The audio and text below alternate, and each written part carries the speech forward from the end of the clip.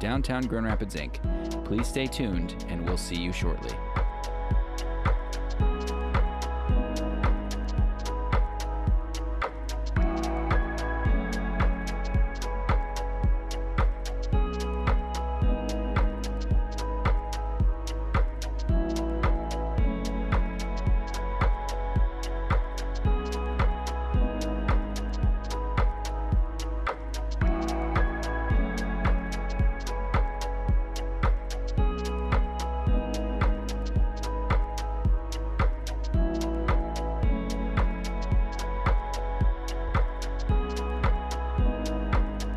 Hello, and welcome to this live stream of today's public meeting, brought to you by Downtown Grand Rapids, Inc. Please stay tuned, and we'll see you shortly.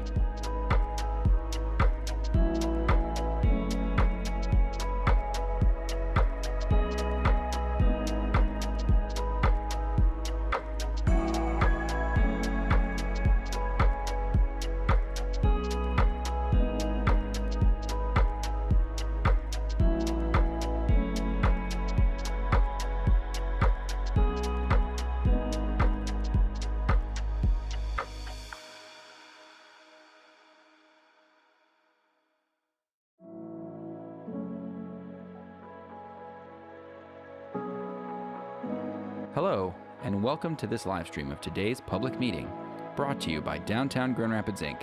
Please stay tuned, and we'll see you shortly.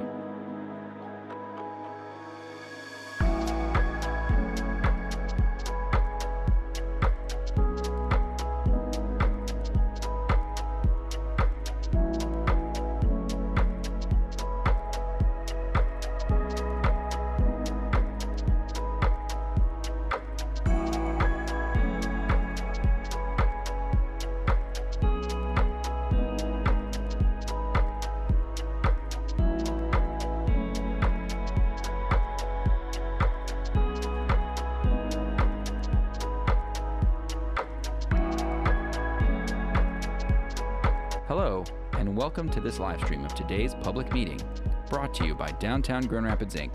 Please stay tuned, and we'll see you shortly.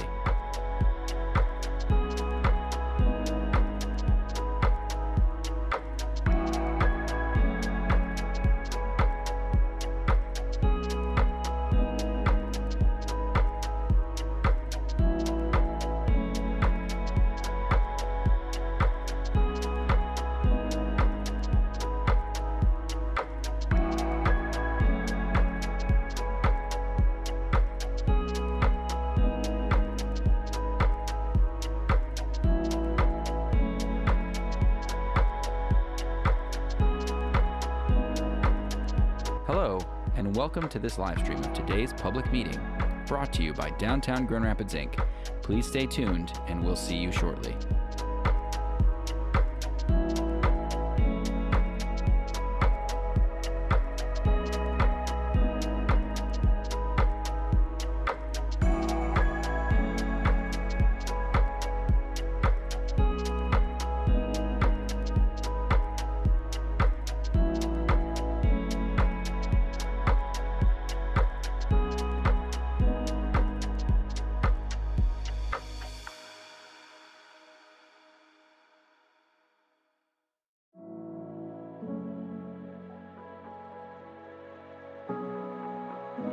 Hello, and welcome to this live stream of today's public meeting, brought to you by Downtown Grand Rapids, Inc.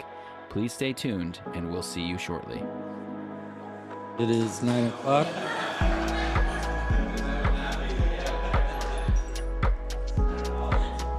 All right, I'd like to bring to order this Downtown Development Authority Board member meeting on Wednesday, October 8th at 9 a.m. First order of business are our September 10th, 2025 minutes. They were in our packets.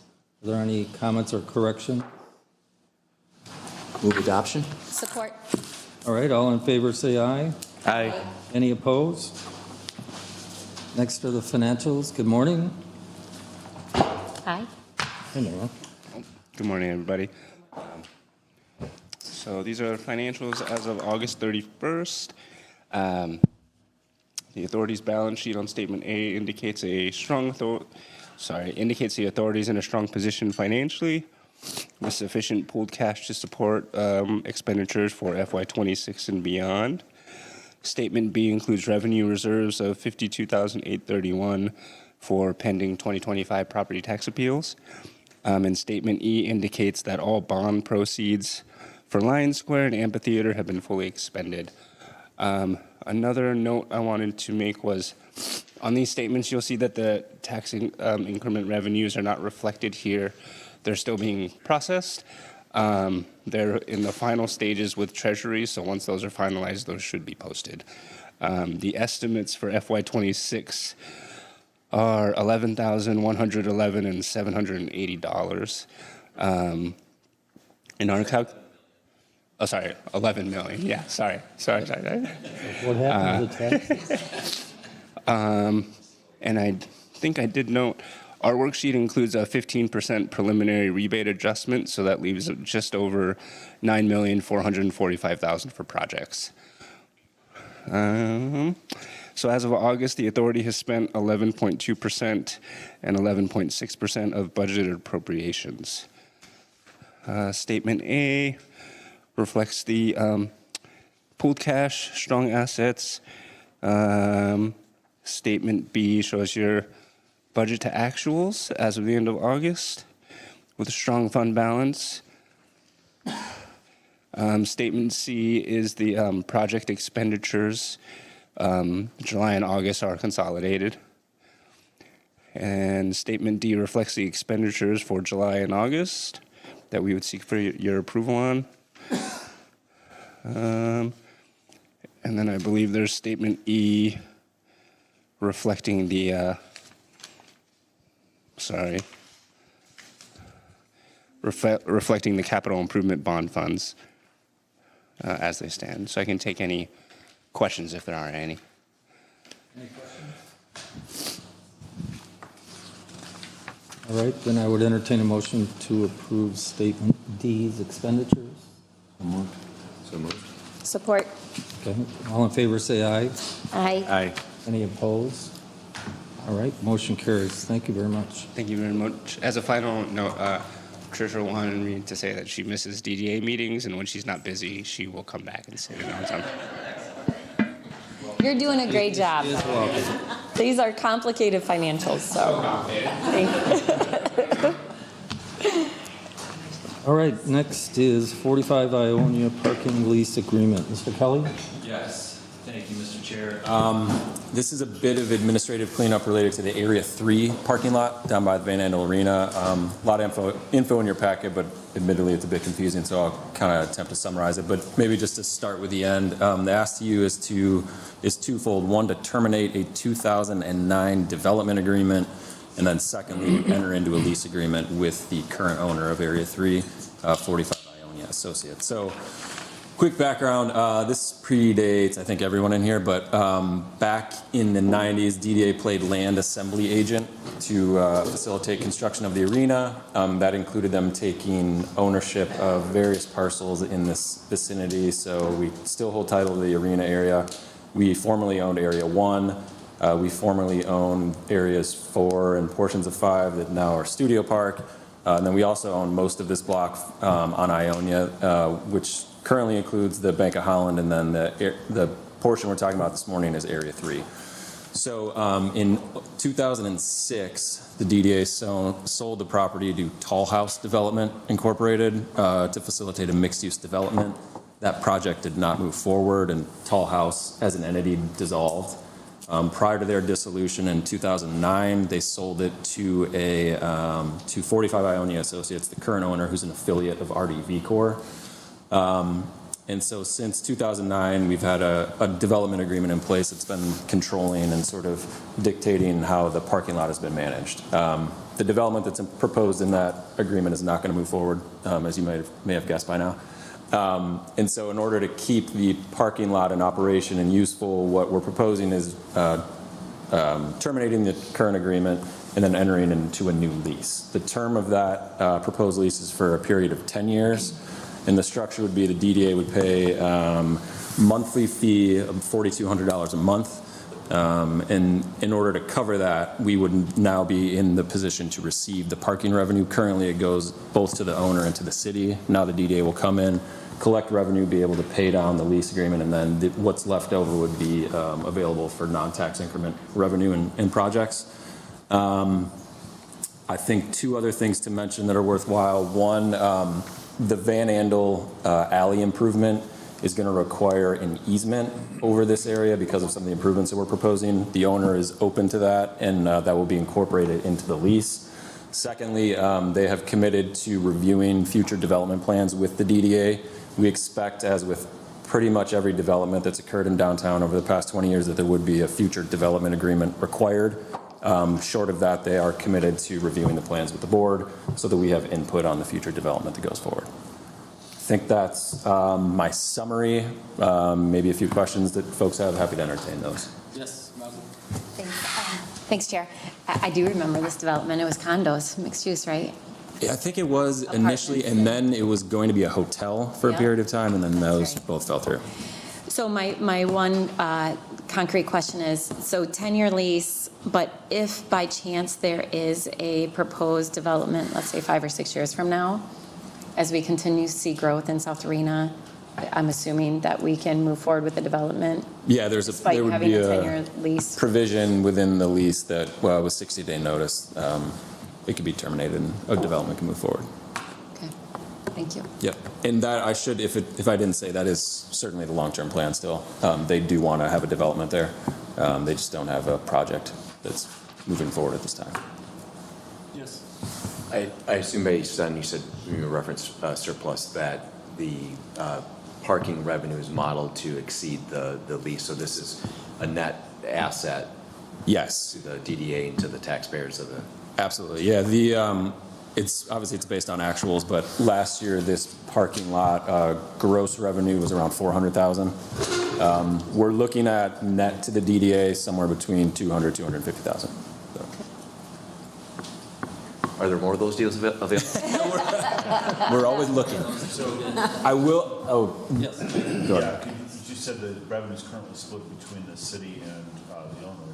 What are the details there? Or what's in it for the developer? Why are they doing this? What are the simple terms? Part of they want to terminate the agreement. I think allowing they acquired the property to develop it. They recognize, and I think if you go back to 2006, the DDA wouldn't have sold the property if they had known that a development wasn't moving forward. So I think they're just willing to recognize that the DDA in the past would have retained the revenue, and so they're partnering with us on it. Okay. We have lost a lot of revenue. And what's the city getting out of this right now? Parking revenue. How Money. much? They currently get 88% of the revenue. Oh, okay. Obviously, the goal is to develop this, Yes. Yep. and Area 2, I would hope, at some point. Yeah. Which part is Area 2? Area 2 is the Is- portion yeah. right behind the arena. Any other questions? All right, I would entertain a motion to approve this agreement. So moved. Support. All in favor, say aye. Aye. I'll abstain. All right, any opposed? We have one abstention, excuse me. Next is a retail innovation grant. Morning. Good morning, everybody. Yeah, we're here to talk about 2 retail innovation grants. So I'm just going to do a quick setup here, and then I'm going to pass it along to both business owners. So really quick, as you're all aware, we've established some goals here to address storefront vacancies, but also work to increase retail frontage in downtown. So in furtherance of that goal, this grant has in the past supported 32 businesses, totaling over $850,000 worth of support since its inception back in 2018. These 2 businesses represent 2 out of the 3 first businesses for this fiscal year's grant. One business that is not coming before the DDA is Rebel Nell, who will be moving into the local Mocha space. Their award did not meet the threshold to come to the DDA, so we're working with them now to get everything lined up for them to get a grant. Want to just quickly introduce Matthew Rothenberg. He is the owner of Art Rat Gallery and is opening up a second storefront here called Art Rat Studio, directly next door to his current space. And here he is to tell you more about that. Thank you, Melvin. So I know some faces here. And I think some of you know Art Rat Gallery. We've been around since September 2021. We just came off a really great art prize, another really great art prize. We had 19 artists in our space, just constant activity. It's really great to see that stretch of South Division just moving along like that. We've got out-of-towners, we've got locals, we've got people who said, I didn't realize that this was going on in the neighborhood, this sort of activity.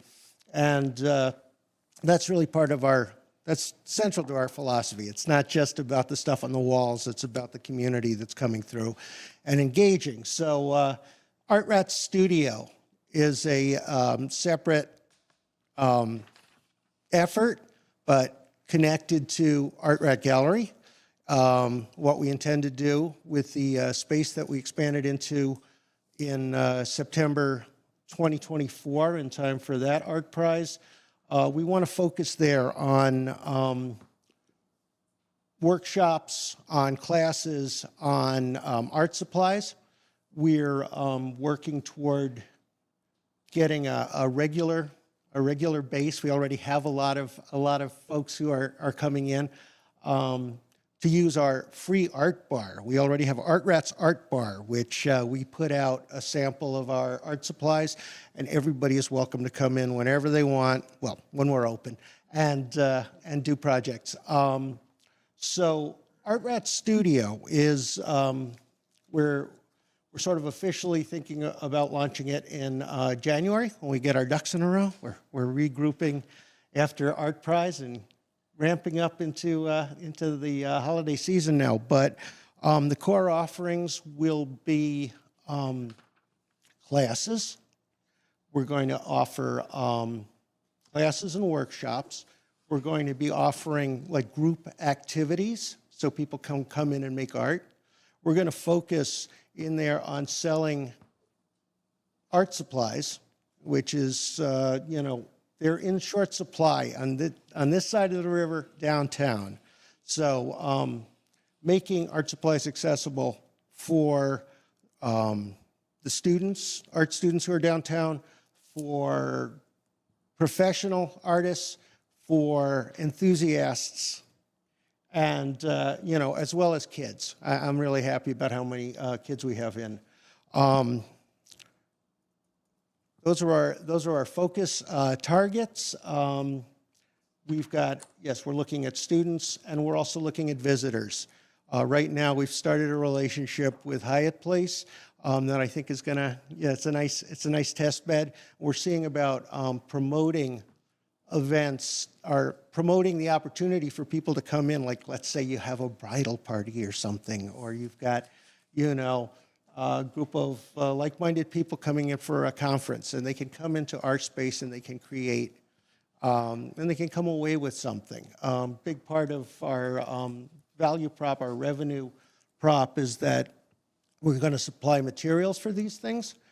So in a lot of cases, the razor will be free, but the blades we're going to charge for. So they'll be, we'll have classes, and we'll sell art kits along with those. We think it's a great opportunity. It's totally in tune with the nature of the neighborhood. As it expands, Bamboo, just down the street from us, is got a big focus on creative professionals. They're very excited about that. Grandma's coming in, and then of course the amphitheater. So I think we're going to meet them. We're certainly in step with the creative focus of our neighborhood. So looking forward to moving into this kind of experiential business in 2026. All right. Sounds great. Any questions? I love the expansion. Yeah, Yay. great, especially on Division. Yes. If not, I'd entertain authorization for the $20,446. So moved. Support. All right. All in favor, say aye. Aye. Any opposed? All right, motion's approved. Good luck. I'll quickly add too, for those of you that don't know, Matthew is very involved in all things Heartside. He's the president of the Heartside Business Association, and make sure Art Rat is very involved in all the things that they have going on, including their big event, Heart Prize, which just wrapped up a couple weekends ago. The next business on our list is for GR Game Show, located at 112 Monroe Center. And I'm sorry I didn't do this for the last grant. I'll give you the ask now. So the ask is for an amount not to exceed $25,000, which is a new cap we have instituted on this grant for this fiscal year, just to help us better manage administratively the amount of awards we're able to give out. We did some research and found that most of our small businesses fall at below the $25,000 threshold, as Art Rat just kind of demonstrated. And so this will just help us manage sort of those large asks that come in. Really quick, while Corey's making his way up here, I will add that this is a little bit different concept. It's not a traditional retail frontage, but we are sort of leaning into the innovation piece of the retail attraction and innovation grant. And the committee that reviewed this and recommended this to the DDA really thought that this would be a good addition to downtown and drive traffic to downtown, much in the same way that past applicants like Big Mini Putt Club and Gimme's have done, which were also not traditional retail establishments that we supported with grants. With that, I'm going to hand it over to Corey Ford, owner and of GR Game Show. Thank you. Good morning, everyone. My name is Corey Ford, and like you said, I'm the owner of the Grand Rapids Game Show. We are an immersive entertainment business, kind of catered to groups, team building, birthday parties, night out, date nights.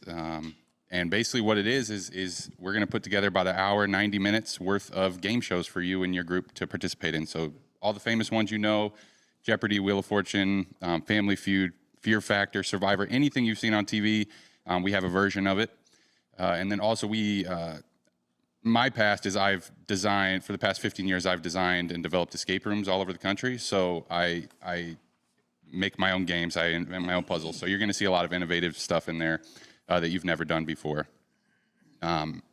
We are from Fort Wayne, so we opened up a small kind of proof of concept in Fort Wayne, and we've kind of used that past year or two to perfect our product, and we've come up with something we're very, very proud of, and we're very, very proud to kind of expand to a bigger, kind of more lively market here in Grand Rapids. So this grant is something that really attracted us to find a more ambitious location, and we love the location. We had live music going on. I mean, there's live music going on on a Tuesday night last night till like 10 p.m., which is something we just never get in Fort Wayne. So we were really excited to be here and really excited about this opportunity. So, Any questions? Is there alcohol involved? Yes, there will be alcohol involved. So we're working with the wine or the beer and the liquor permit and stuff. So Okay. Any other questions?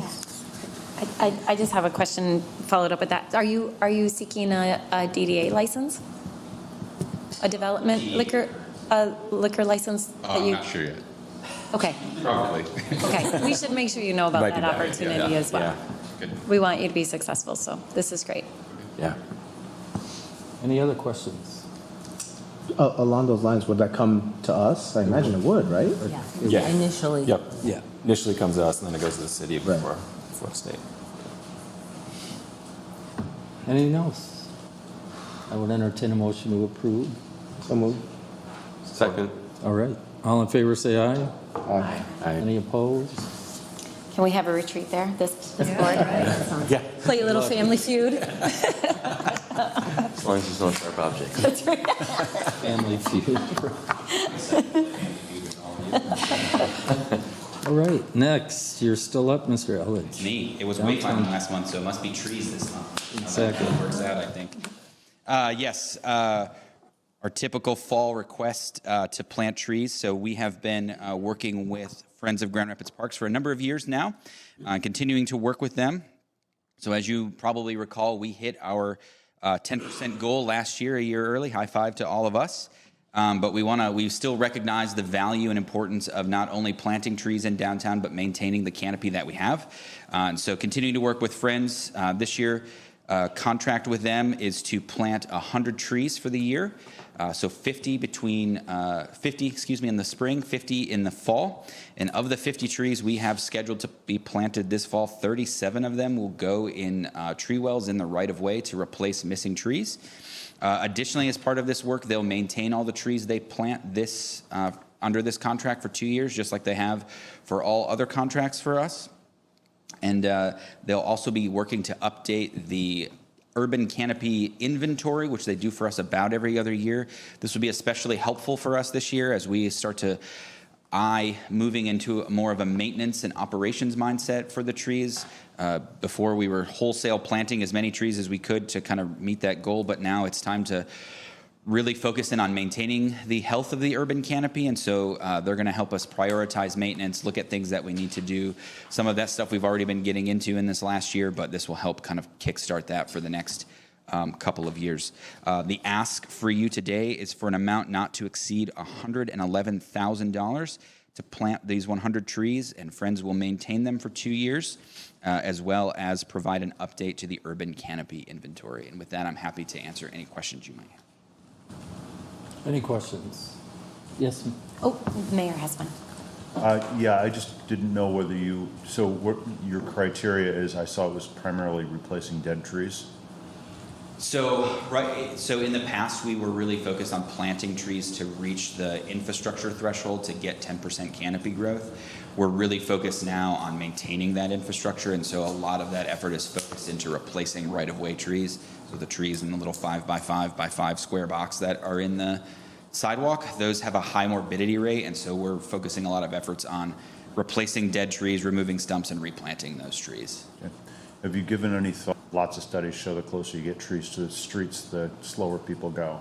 Yes, so we've planted trees historically in medians along the sides of roads too. So especially if you go up and down Seward Street, we planted all those trees in the medians, and we've also planted all the trees on the east side of Seward as well as part of a previous agreement with Friends of Grand Rapids Parks. And we'll maybe just add on that, often the design of new streetscape projects will incorporate trees in those. Thank you, Tim. So this isn't the only planting that occurs. Yeah. Do these include the planter boxes along the arena? Yes, I don't remember every single planting site that we have scheduled for this fall, but there is a tree in the plaza, as well as I think 2 trees in the large planter bed or boxes, spheres, circles, cylinders. That's probably what they are. Good luck taking notes. Along the sidewalk there, I think there's 2 of those that are missing, and they are on the list. Yes. Okay. Any other questions? Yes. I just have a quick 2 question. You already answered one. We're also focused on the islands in addition to the right-of-way. So yes. Yeah. Okay. And then secondly, for the trees that are planted that are part of a street construction project like on Division, I would assume that the city will be responsible for those trees in partnership with the contractor. There must be a warranty for what, 1 or 2 years? Yeah, generally that's the case. So those trees, if they're planted, so like on the upcoming Division planting that's going to happen, yeah, those would probably be an agreement with whoever's planting those trees. Friends doesn't usually cover those unless they're the ones planting. Okay, good. I think we need to keep an eye on those because sometimes you need to make sure the city holds the contractor accountable to replace the ones that don't make it. Yep. So not that it should be our responsibility, but we might need to just make sure that the city is keeping track of those. That's a great point. Thank you. Yes. Melvin knew he was going to get questions because it's trees. Two questions. If we're at just over 10%, what's the maximum percentage that you could achieve? And then the second question is, can we get more non-deciduous trees planted? So to your first question, I'm going to be honest, I have no idea what the upper cap is. I think it's probably pretty large given the amount of greenway work that's set to happen along the river, right? So I think like all of those projects some of them will take trees out but ultimately replace them, and some of them will probably add trees to the canopy that we're not really anticipating. So I'm not really sure what the upper number is, but as a side note, I had the privilege to sit in on an urban forestry committee meeting about a month and a half ago, and where they went through a whole list of all the places that tree planting had occurred over the last like 5 to 10 years in downtown, in the city rather, and downtown was on the list for having grown pretty exceptionally and moved from kind of a critical area to like doing really well. So I think the 10% canopy growth is a great target that we've hit, and I think we'll continue to add trees. I'm just not really sure like what the next target should be, or in my mind, it's again just maintaining the existing urban canopy to keep what we've already done alive. As far as planting deciduous trees or non-deciduous trees, that's a good question, and certainly something I can talk to our partners. We typically allow them to work with forestry department to decide which trees get planted. I tend to stay out of that because I'm not a forester or an arborist. So if they make a recommendation to me, those are what we tend to do, tend to follow. I think the one thing that's important to think about that is, as we're planting trees, we want to be able to benefit from the canopy that they provide. And like pine trees, for example, they're green all year, but they don't really provide canopy. They can provide the other benefits that a tree provides, but we lack that canopy, which is really important to sort of offsetting the urban heat island effect. It's just nice to see green in January. Yeah, no, I 100% agree. That's why we do some of the lights. You want roots that grow down, not up, yeah. Congrats, and thank you for being this ahead of schedule. Yeah, thank you. Any other comments? I would entertain a motion to approve this expenditure. So moved. Support. All right, all in favor say aye. Aye. Any opposed? Happy planting. Thank you. Executive Director report, Mr. Kelly. Yeah, just a few things to highlight, remind you all about. First, GR Forward update is still moving along. I think I mentioned last month we got 14 responses from consultants. We now have a small selection committee put together that is reviewing proposals. Hopefully that work is done by the end of the month, and you are represented at that group with Member McNeely as well as Member Bliss, so they have volunteered to do homework and do a bunch of reading. So that group is reviewing those, and then hopefully we'd be able to bring a recommendation to you in November. If not, then definitely in December. So keep your eye out for that, and we're excited to get that work going. And thank you both to both of you for your volunteering to do that. Secondly, our downtown retail incubation program that you might recall we approved funding for in partnership with the Arts Marketplace down at Studio Park. We opened up applications, or receiving applications. We've got 15 to 20 in for that program so far. We're accepting them through the end of the year, and then the program itself will start in January 2026. So that, we're excited to see that moving along. Art Prize wrapped up. You all knew that, but just to memorialize it. Looking forward to the report out on that, but a lot of good crowds downtown over the past few weeks, so that's always good to see.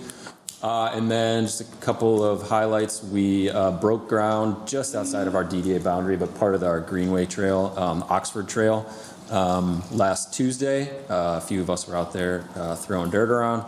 And then on last Thursday, we had a beautiful night and a beautiful opening for Lion Square. So thanks to all that were able to make it. For those of you that weren't able to make it, hopefully you've been able to get down there and see the space opened up. Beautiful night, and thank you all for coming.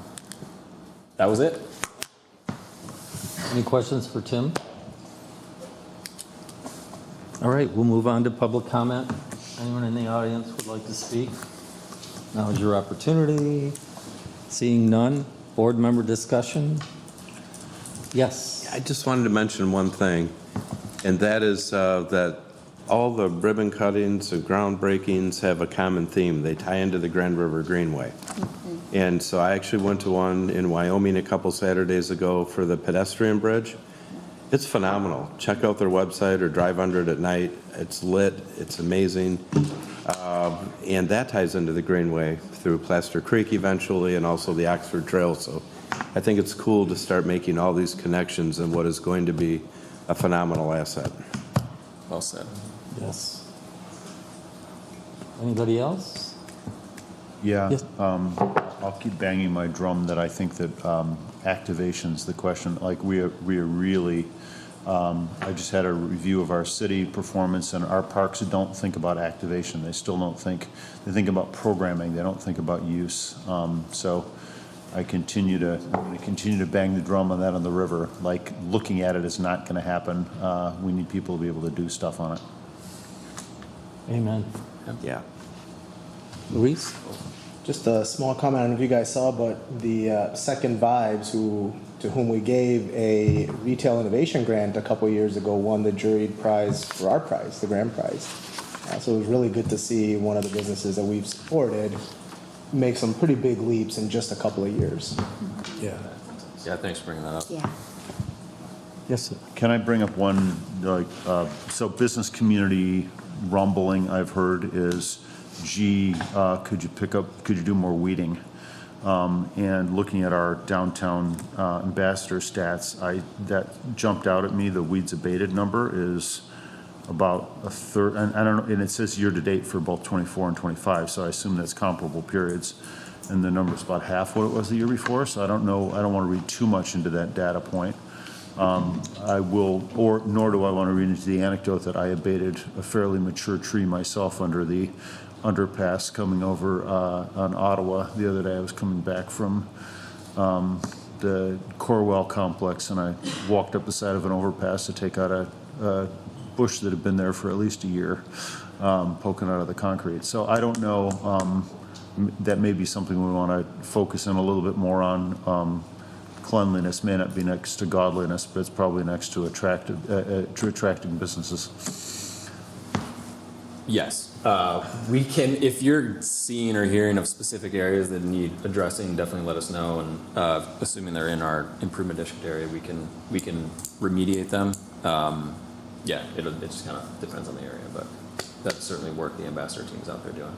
And thank you for your service and helping to in one problem area. I was mostly worried about falling when I went down. It's a lot easier to walk up a steep slope than to walk down one. I would have looked like a real idiot rolling down into the street.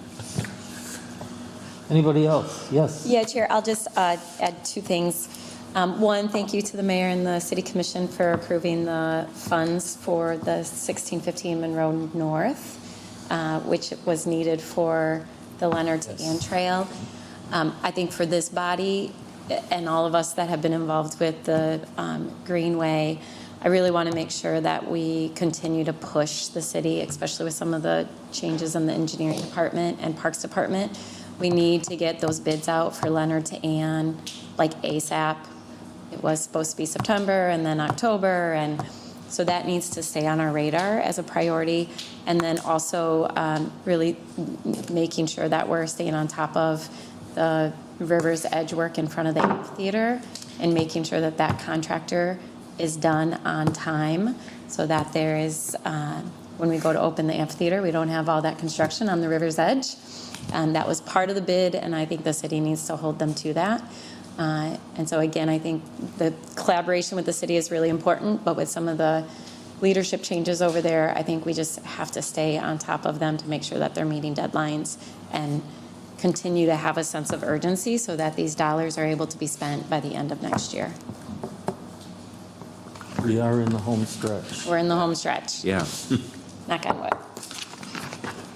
All right. Thank you for that. Thank you, everyone. We are adjourned.